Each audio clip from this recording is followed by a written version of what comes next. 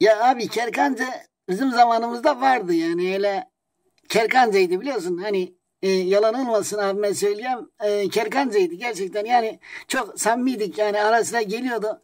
Öyle bizim evlerin o şey Berkoz vardı ya orada dolaşıyordu işte. Annem ekmek veriyordu kendisine. O da anneme öyle alışmıştı yani. Bizim köpek de havlıyordu onu görünce yani güzeldi. Güzel havlıyordu. Ama köpek abi yani yalan olmasın köpek de onu görünce güzel havlıyordu yani. Yani o da köpeği görünce güzel havlıyordu ama yok o havlamıyordu. Abi ben söyleyeyim yani yalan olmasın ama işte kerkancaydı biliyorsun. Hani biz o zaman çocuktuk. Annem ona işte ekmek veriyordu. O da bizim evimize alışmıştı. Geliyordu bizim evimizin önünde duruyordu. Annem de onu görüyordu. Yani çok acıyordu kendisini biliyorsun yoksuldular. Onlar da kaç aileydi yani çocuklar vardı Kerkance'nin işte.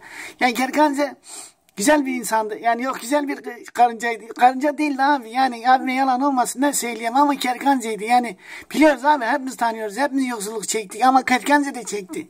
Yani herkes yani onu çekti.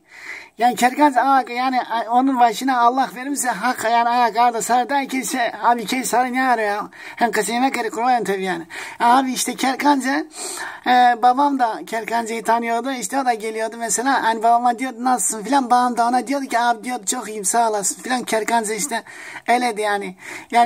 Yani Pencere'de abi sonra abi.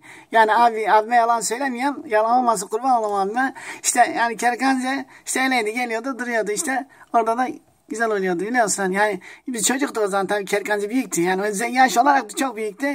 Ama biz de ondan yaş olarak küçüktük abi. Yine karanlıkta kaldık lanet olsun abi. Ne yapak? İşte öyleydi. Yani hey zanna kadar Emre Hocam. Yani kerkancı deyip geçmemek lazım abi. Yani bu yoksulluk kerkancelerden başlıyor. Geliyor. Yani o kerkancı o da neticede bir Allah'ın canlısıdır. Kulundur yani. Onu da şey yapmamak lazım. Kurban olayım abime yani. Güzel abim yani. Kara ötürücüğü. Abi o da öyle işte. Babam geliyordu. Annem de ekmek veriyordu. İşte birbirlerini tanıyorlardı. Öyle yani. İşte havadan ya içse kadar kerkanca dar havadan ya içse kadar böyle daha özürlü içse kadar. Yani kerkanca yani böyle iki tane böyle kolu var. Böyle yengeçleri var abi. Yengeçleri var böyle ısırıyor ya. Yengeç işte ha. Kerkanca yengeç abi işte. Yengeç. Kara ötürücüğü. Ha işte yengeç abi kerkanca işte. O. Heh. Annem tanıyor, ben de tanıyorum abi. Çocukluğumuza geliyordu, kendisiyle tavla oynamıyorduk da yani geliyordu kurban olayım abi işte öyle. İşte Kerkans. Of abi, neler çektik abi ya.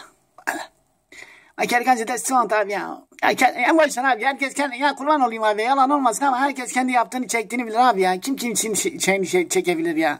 Ya ben şimdi senin şeyini çekebilir miyim abi? Sen benim şeyimi çekemezsin yani. Kimse kimsenin şeysini çekemez abi bilemezsin yani. İnsan içinde ne var ne yok hiç bilemezsin abi. O zaman çocuktuk abi Kerkancı bu kadardı abi ya. Şu kadarcıktı ya. Kerkancıydı abi ya kolay mıydı ya? O kadar ailesi vardı evi barkı vardı çoluk çocuğu vardı abi ya olur mu? Tamam onun da kendisine ait deli var abi yani. Allah kimseye vermesin abi. Herkesin de bir derdi vardır yani mutlaka vardır. Tabii kimse kimsenin kim çekemez yani. Kerkan abi işte. Öyleydi.